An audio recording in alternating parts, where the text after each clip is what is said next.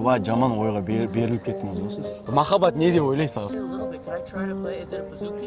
It's like traditional Kazakh dombura. Көрдің сен көзбен ақ ұнатып қалуы мүмкін, махаббатқа ұласып кетуі мүмкін да. Біз бақытты боламыз, Құда xohlasa. Ассалаумағалейкум, құрметті достар. Бүгінгі сұхбат сіздермен бірге Рузи бауырым және де мен Мұса Бауыржанұлы. Голливудтың астында керемет табиғаттың аясында бүгін сұхбат тақырыбы махаббат жайлы, яғни қыздар жайлы, қыздар әлемі жайлы. Өте жағымды, өте керемет тақырып, өте түсініксіз тақырып. Ал достар, бүгін біздің подкасттың 5-ші эпизоды, дұрыс па?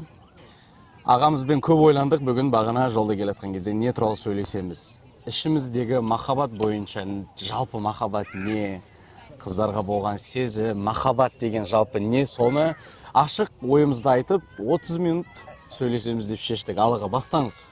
Махаббат не деп ойлайсыз? Сіздің андай core дейді, андай қысқа. Махаббат не? Махаббат деген бұл өте ұлы сезім. Бұл ұлы сезімнің арқасында небір құрбандар болды, небір үлкен ұлы істері болды. Махаббаттың енді түрлі тармақтарға бөлуге болады, бірақ енді біз нағыз махаббат, яғни қыз бен жігіттің арасында болатын махаббатты айтып тұрмыз.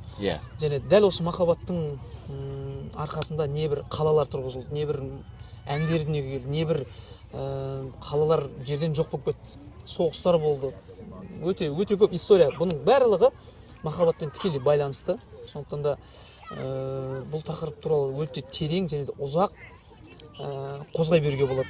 Және де мен жаңа айтып кеттім ғой, неге бұл қиын, түсініксіз тақырып деп. Себебі бұл сондай сезімге бөліп қоятын сезімді бұл. Бұл сезімнің арқасында небір сезімдер шығады. Махаббаттың арқасында ұрыс жанжал, ұлы махаббат, сыйластық. Бұл тек махаббаттың арқасында бұл тармақтар өте көп та. Ал бұл махаббат деген сезімнің пайда болуы ол өте простой, өте жеңіл, және де өте күрделі. Қалай? Көрдің сен көзбен ақ ұнатып қалуы мүмкін, махаббатқа ұласып кетуі мүмкін да ол нәрсе. Бір сөзбен айтқанда енді сол махаббатты кездестіруді аңсап жүрміз енді. Ойбай десеңізші. Ал менің ойым айтайын. Айта берем бе или? Мен ойымша махаббат ол әлемнің ішіндегі бөлек тағы бір үлкен әлем деп ойлаймын. Махаббатсыз мен ойымшаға әлем болмас еді деп ойлаймын. Не үшін?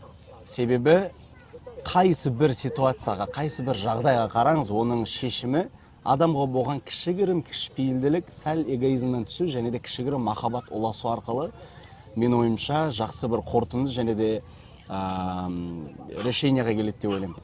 Яғни біздің тақырып бүгінгі именно қыз бен жігіттің махаббат болған үшін соған фокус жасап айтайын. Ойбай, махаббат мен үшін андай бір спасение дейді ғой. Құтқаратын бір иншуранс болады ғой машинаға, дұрыс па, авариясыз. Сол сияқты бір нәрсе деп ойлаймын. Махаббатсыз өмір болмас еді деп ойлаймын. Махаббат сондай бір үлкен мұхит, терең, соңғы жоқ.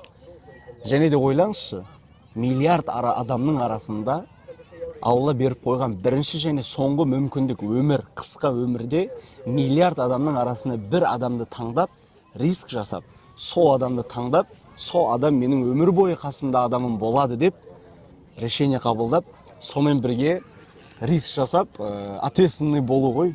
Ол менің ойымша негізі өте терең, өте серьезный әрбір адамның өміріндегі решение деп ойлаймын.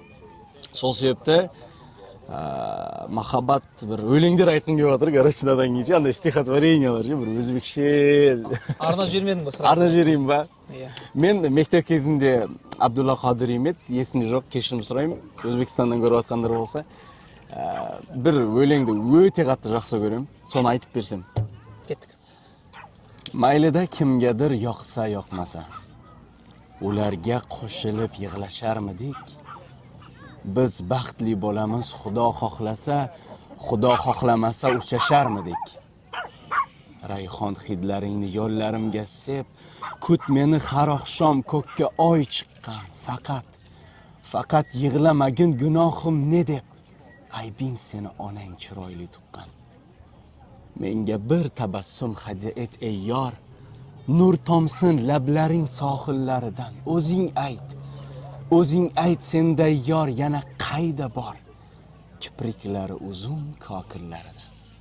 Оның жалғасы бар, бірақ мен осы жерін жаттағам, өте басқаша жақсы көремін осы өлеңді. Өте тамаша, керемет. Тембрің, даусың барлығы қойылған, әдемі сөйлеп. Бір сұрақ болып тұр да. Махаббат деген қандай сезімге жақынырақ деп ойлайсың? Ашуға ма, жоқ әлде сыйластыққа жақын ба? Мен ойымша сіздің сұрағыңызға тікелей сыйластыққа. Бірақ жақсы жақтан ашуыңыз арқылы махаббатты да көрсетіп тұратын сезім бар деп ойлаймын. Дұрыс па? Бірақ сіздің сұрағыңызға тікелей жауап берсем, мен ойымша көбірек позитив жақтан, яғни деп ойлаймын. Сыйластыққа жақын ба? Иә, сыйластыққа жақын.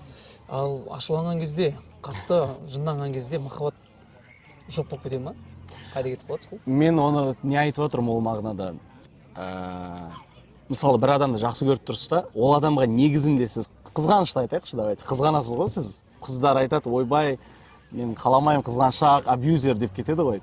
Жалпы айтсақ, ол менің ойымша енді оның дәрежесі бар. Маньяк сияқты жақсы көріп бүйтіп не істемейсің ғой, қамап қой. Бірақ жалпы айтқан кезде сен қызыңды жақсы көріп тұрасың, қызғанып тұрасың, сен біліп тұрасың. Сен оған кішігірім ашумен типа бір нәрсеге рұқсат бермесең, оның артында сенің шексіз махаббатың тұр деп ойлаймын. Мен сондай көремін оны. Мен өзімнің тәжірибемнен де келіп шығып, мен сол нәрсені айтамын. Сіз не деп ойлайсыз жалпы? Көбінесе қазір көп қыздар ойлаймын оны абьюзер деп айтып кетеді. Ойбай, сен Шымкенттенсің деп айтып кетеді.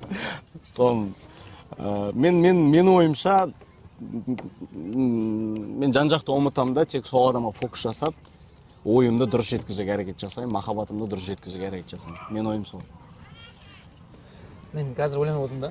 Жалпы қыз баласын қандай әдемі болып жаратып қойған енді. Қандай ұлы болып жаратып қойған дейші. Сочларыңдан. Жаңа айтып отырмыз ғой. Махаббат деп. Махаббат бұл сол тарихта болып жатқан барлық тарихи сәттер, мысалы жаңағыдай қалалар салынып, бүкіл нәрсе салынып жатқан бәрі сол қыздар үшін сияқты. Сөзіңіздің жаны бар негізі. Бүкіл нәрсе қыздар үшін сияқты. Қыздар үшін жан беруге дайын болып тұрады. Сол сөзіңізге қосып кетсем, не үшін олай? Қараңызшы, көбінесе әрекетті негізі, көбінесе мен ойлаймын, ұлдарға, жігіттерге байланысты әрекет не деп ше? Қыз еркелігін жасайды, 150 рет блоктайды, 150 рет жоқ дейді, бірақ соңында сондай махаббат историялары бар. Соңында жеткен бірге болған, күліп есіне алып отырады. Не үшін? Себебі жігіт шын жүректен оны жақсы көрген, таудан асқан, қырдан асқан, тауларды жарып өткен, және де сол махаббатына жеткен. Қыз не үшін? Себебі сол нәзік бір өзбекшеде ажиза дейді. Мен оны қазақша ойыма келмей жатыр қай сөз. Қанаттың астына алып, нәзік. Иә, нәзіктігінен сұлу қылып жаратып қойғанға, Алла сонысына жақсы көріп жетесің ғой соған, короче. И соңында қуанасың, бірге боласың. Яғни сол айтқым келгені. Бекер емес. Алла сөйтіп жаратып қойған, бүйтіп қарасаңшы, нәзік қылып ше. Даже ашуланады, бүйтіп, бірақ соңында бүйтіп жақсы көріп тұрасыз деп ойлаймын. Сырт жақтан бүйтіп ракурстан ше.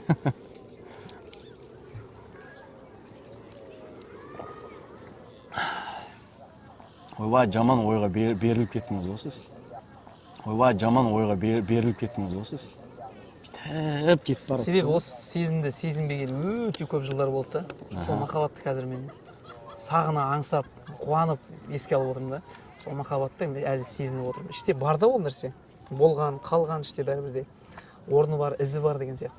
Мен дейді? Сол өте тәтті болды да. Оның үстіне қазір ауа райы күшті болып тұр. Деніміз сау, мына әсер, табиғаттың әсері, бұның өзі махаббат болып отыр да, күшті әсері болып отыр. Сондықтан да әлемнің өзі махаббат сияқты, негізі әлемнің өзі, біз бар болып жаратылғанымыз өзі, әлемнің өзі махаббат. Сондықтан дәл осы махаббатта кірлетпейік, құрметті достар. Дәл осы махаббатта таза болайық, адал болайық бір-бірімізге, өзімізге адал болайық, әлемге адал болайық. Тексеріп жүреміз, айта берді. Бұл махаббатты ұзақ сақтау, ұзақ ұстау бұл өзіміздің қолымызда сияқты. Әртүрлі эмоцияға беріліп, оны жоғалтып алмауға әрекет жасау, барында қадірлеу, барлығы өзімізге байланысты сияқты. Сондықтан әрбір күнімізге шүкір, жаратқан небір сынақтармен небір мүмкіншіліктермен қатар берген деп ойлаймын. Сондықтан да бүгінгі таңымызға сансыз шүкірліктер. бір сұрақ ойыма келді сол сөзіңізге. Рас енді айттыңыз ғой қалған деп. Давайте ашықша осы жерде айтайық. Ашық әлем адамдар көреді, оны кетеді. Дұрыс па, не істейміз оны жасырып? Сізге қоямын сұрақ, сіз маған қоясыз. Сізді ештеңеңізге қарамастан адам жақсы көріп көрген сезім қалай сізде болды ма? Болған болса қалай? Hi. I play a little bit. Could I try to play? Is it a bouzouki? It's like traditional Kazakh dombura. Oh, is it different? It's like way Yeah, different. you can try. You can try it. Yeah. Can you? Like, Is it okay if you play here?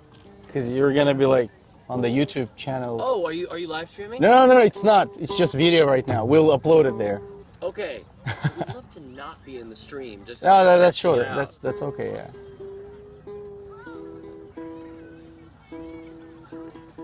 What kind of like tool you play? Instrument, I mean.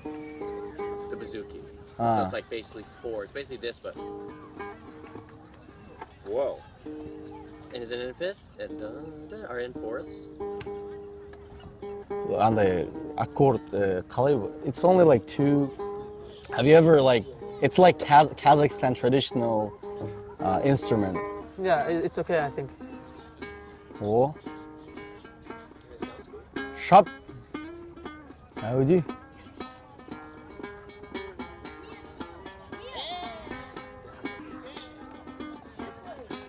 Oh, that's good.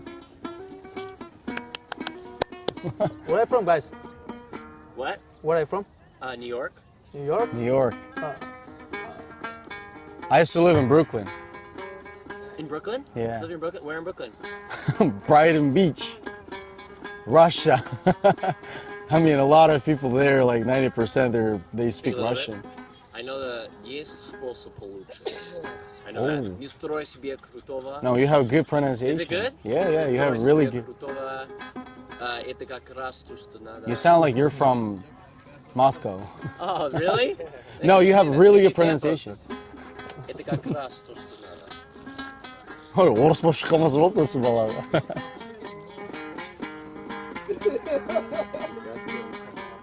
yeah, This is musician? really cool. Yeah, musician? Singer? Yeah.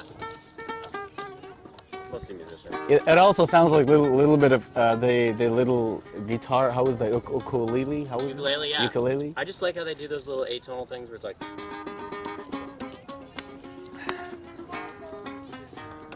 This is cool. I thought it was 4 strings, but it's 2. Great, man. Nice to meet you guys. Nice to meet you. Nice to meet you, nice to meet you. Сол бағанағы сұраққа қайтайық аға. Айтыңызшы, Yeah? сіз сезім көрдіңіз ба? Ештеңеге қарамай, yeah. Ештеңе, вот сізді ештеңеңізге қарамай, әлем жоқ болып кетсе де, сіз қалсаңыз, сізді ештеңеңізге қарамай, дәрежеңізге қарамай, абыройыңызға қарамай, сіздің сезіміңізді, сіздің барлығыңызды таңдайтын адам болды ма? Болды, Қалай әр адам ол басында. сезім айтыңызшы, соны айтып өтіңізші. Әр адамның басында болатын бұл ұлы сезім. Сондықтан да бұл сенде де болған, ол менде де болған, бәрімізде болған. Және де сол кездегі ең алғашқы махаббат, соған үйленіп кеткен жандар, сіздер бақытсыздар. Сіздер сол кездегі сол махаббатпен қосылған жандар ең бақытты сіздер шығарсыздар. Жоқ, мен қалған адамдар бақытсыз деп айта алмаймын. Қалай айтсам болады. Бірақ сол сезіммен қосылған ең күшті шығар деп ойлаймын. Сонда сенде воспоминание болмайды да, жаңағыдай еске алып, сөйту керек еді, бүйту керек еді, сонымен жақсы еді деген сияқты. Одан кейін салыстыру болмайды деген сияқты. Сондықтан және де бұл сұхбатты сол қыздар көретін шығар енді жаңағы сол кездегі махаббаттарым мен қошақандарым, жандарым. Бүйтіп қойсаңшы, как всегда. Жақсы көремін. Әлі де жүректесіңдер. Жүректе мәңгі қаласыңдар. Жүректе қалғансыңдар. Сүйсекші десең. Флэшбэк болып отыр ғой сізде жетек қана. Әзіл ғой. Жоқ, дұрыс енді, ол сүйісіп тұру керек қой адам. Ені мұрат кетіп просто содан кейін әзілдеп айта салғам. Болды. Ол сенде де болды. Болды, иә, мен оны жасырмаймын. Енді ол бүйтіп шығып отыру керек емес, бірақ болды, иә, мойындаймын. Кәдімгідей кейін білесің оны. Мен кішігірім жас болдым ол кезде. 16 жаста ма, сондай болдым. Кейін білесің оны. Кейін әртүрлі адам кездестіресің, әртүрлі ситуациядан өмірдің қиыншылығынан, мысалы менің ситуациямда бір-екі шетелге шыққам, әртүрлі жерде тұрып көріп, әйтеуір тәжірибеден өткеннен кейін бүйтіп автоматически миыңа салыстыру кішігірім келеді, енді мойындау керек. Сол кезде екі жол болады. Тек еске түсіре беріп, соны алып келіп алу, өткен өмірмен қазбалап, сол нәрсемен өмір сүру. Немесе өмірдің нәрсесіне көніп, қабылдап, әрі қарай өміріңді сол мақсаттармен жалғастыру. Мен екіншісін таңдадым, жалғастыру. Және де мен ойлаймын, сіз өткенде сол нәрсені сөйлесіңде айтып едіңіз, пример қылып маған ше, мысал келтіріп, көрдің ба дедіңіз, Алла сол нәрсені сөйтіп қоймаса, сен соның қадірін қазіргі сияқты білмес едің, сондай сезімнің. Мен соны сөйтіп қабылдағам негізі. Мен шынымен сезініп көргем, келесі келетін өмірімде адамымды одан бетер жақсы көріп, одан бетер сезімін қадірлеу деген сияқты ценності мен ойымша жақсырақ 2-3 есе қадірлеуді үйренетін сияқты адам осындай ситуация. Неше минут болды мынау? Қанша сағат болды екен? Қазір ма? Жоқ, 10-15 минут болды уже. Біз жалпы тақырыптан ауытқып, былай лағып кеткен сияқтымыз, менің ойымша ше. Жоқ, лаққан жоқпыз. Историямызды айтып, бүйтіп деген сияқты. Бұл неге сұрақ жауап болған дұрыс емес пе? Сұрақ қойдым ғой мен қазір сізге. Басында айттық қой, махаббат деген ана. Жоқ, ана келген сәтті қысқартырып, кесіп, мен сізге 30 минут шығарып беремін әдемілеп. Кешіріңіздер, махаббат туралы сәл дұрыс емес лағып атсақ. Ана келіп 4 минут шалды ана нәрсе, 5 минут ойнады. Оны тығыз жібереміз ба? Кішігірім, қызық болады ғой, нахаду. Айта беріңіз, қандай сұрақ келіп тұр, не айтыңыз келіп тұр, махаббат деп тұр қой енді. Махаббат биік па, жоқ әлде принциптер биік па? Ойбай. Сіздер қалай ойлайсыздар, құрметті аналар, қыздар? Принцип бірінші орынға қойсыздар ма, жоқ әлде махаббат па? Мен айтайыншы, махаббат мен үшін. Не үшін? Мен айналып келгенде бәрібір эгоизм автоматически жоғалатын адам, егер мен отношенияда болсам, бір қызды жақсы көрсем. Мен сондаймын. Өзімнің принципім, не үшін себебі мен андай қабылдаймын. Қысқа өмір, любой нәрсені решать етіп, дальше өмір сүруге болады деген сияқты принцип миыма сондай нәрсе келеді да. Сен бірақ изменаны кешіремін дедің ғой. Үлкен бір принциптің бірі. Значит, сен себебі измена мен үшін қазір дұрыс емес сөйлеп отырсың яғни. Жоқ. Махаббат деп тұрсың да, бірақ сен изменаны кешіре алмайсың. Егер де сен махаббатың күшті болып тұрса, изменаны сен кешіруің керек онда. Иә, түсіндім. Шешіледі деп тұрсың ғой кез келген нәрсе. Оны қайтып шешесің онда? Сіз принцип деген кезде мен ойыма бірінші келген нәрсе көбінесе бағанағы отношения кезінде екеуіне бір-біріне қоятын принцип деп түсініп отырмын. Енді бұл принциптің ішіне кіріп кетеді? Изменада ма? Измена кіріп кетеді, жалпы қыз измена білмеймін, мен үшін кешірмейтін адал болмау деген нәрсе. Хорошо, бір сұрақ. Қыз баланың изменасы кешіріле ма, жоқ ұл баланікі кешіріле ма? Қайсысын екеуіңкі бірдей көресің ба сен, или қалай өзі? Жоқ, негізі екі түрлі измена.